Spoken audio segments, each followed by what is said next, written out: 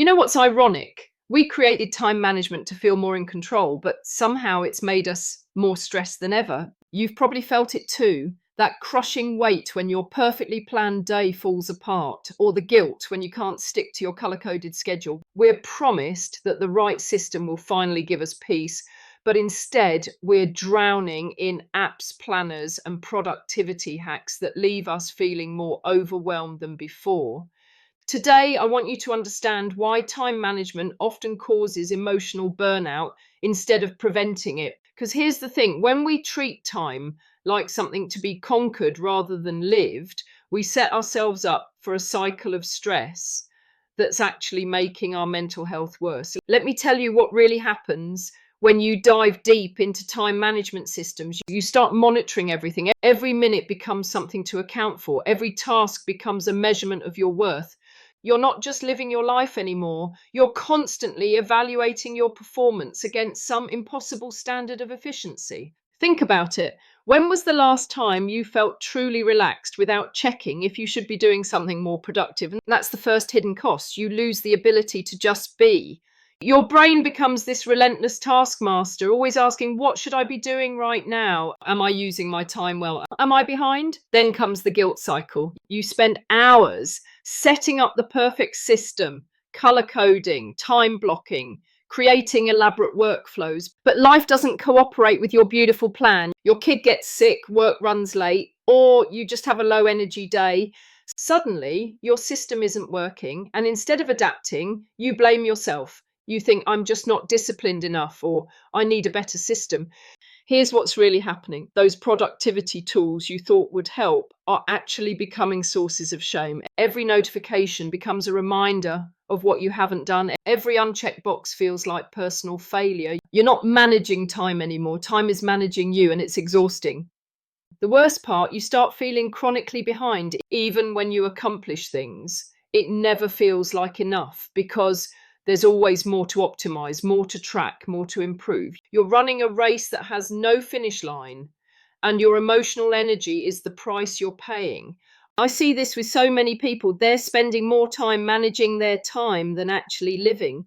They're exhausted not from their actual work, but from the mental load of constantly trying to be more efficient. That's not productivity. That's emotional burnout disguised as self-improvement. Now, here's where things get really tricky. Somewhere along the way, being busy stopped being just what you do and started being who you are. When someone asks how you're doing, what's the first thing you say? I'm so busy, or things are crazy right now, right? We've made busyness our identity, and that's emotionally dangerous. Think about the last time you had a free afternoon with nothing planned. Did you feel relaxed or did you feel anxious? If you're like most people, you probably felt guilty or restless. You might have even filled that time with busy work just to feel productive. That's because we've become addicted to overwhelm. This addiction is real. When you're constantly busy, you get this hit of importance, this feeling that you matter because you're needed, because you're doing so much. It becomes your drug of choice. The problem is, like any addiction, you need more and more to feel that same high. So you take on more projects, say yes to more commitments, pack your schedule tighter and tighter. But here's the scary part. You start to resist slowing down because it threatens this identity you've built. Taking a break feels like admitting you're not as important as you thought. Saying no to things feels like you're letting people down or missing out. So you keep pushing, even when your body and mind are screaming for rest. There's also this social pressure that makes everything worse. In our culture, busy equals successful. When you're not rushing around, people assume you're not ambitious enough or you don't have your life together. So we perform busyness even when we're dying inside. We compete over who's more overwhelmed, who has less time, who's juggling more things. This creates what I call productivity theatre. You're not actually being more productive. You're just performing the appearance of productivity. You're checking emails at 10 p.m., not because it's necessary, but because it makes you feel important. You're scheduling back-to-back meetings, not because they're all essential, but because a full calendar looks impressive. The emotional withdrawal when you're forced to slow down is real. When you get sick, when work slows down, when life forces you to pause, you don't feel relief, you feel panic. Because if you're not busy, who are you? Your self-worth has become so tied to your productivity that rest feels like failure. And here's the truth nobody wants to admit. saying "I'm so busy" has become our way of avoiding deeper conversations about how we're actually feeling. It's safer to complain about your packed schedule than to say "I'm struggling" or "I don't know if I'm happy." Busyness becomes this shield that protects us from having to examine what's really going on in our lives. The result, you're emotionally exhausted, but you can't stop because stopping feels like losing yourself. You're trapped in a cycle where the very thing that's burning you out has become your identity. Here's where time management becomes really dangerous for your mental health. It feeds directly into perfectionist tendencies. If you're already someone who struggles with perfectionism, time management systems become this perfect storm of self-criticism and impossible standards. Think about how most time management advice is presented. It's all about optimization, efficiency, getting the most out of every moment.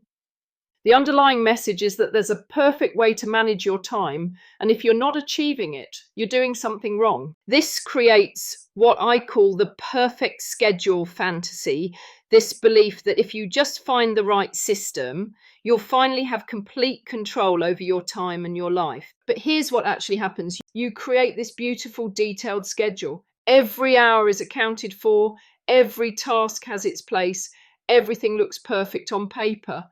Then reality hits. Traffic runs long, a meeting goes over, you take longer on a project than expected, or you just need a mental break. Suddenly, your perfect schedule is ruined, and instead of adapting, you spiral into all or nothing thinking. This is where the perfectionist trap really shows itself. One missed task, one schedule disruption, and your entire emotional state crumbles. You don't just think, okay, I need to adjust. You think, I've failed, the whole day is ruined, I might as well give up.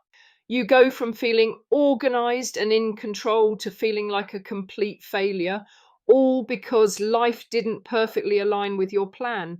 The perfectionist mind sees any deviation from the schedule as evidence that you're not disciplined enough, not organized enough, not good enough.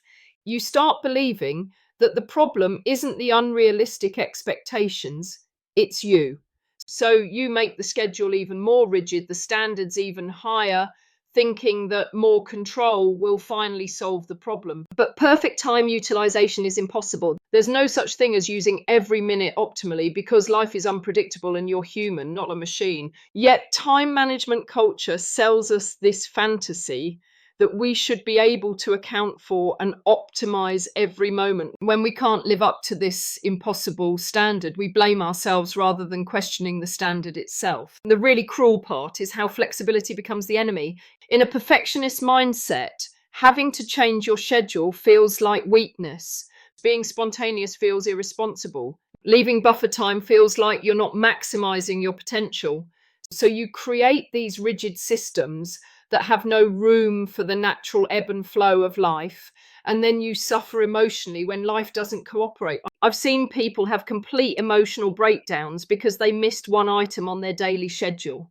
That's not time management helping you. That's time management controlling you and destroying your mental health in the process. So here's what I want you to understand. Time management should serve your well-being, not control it.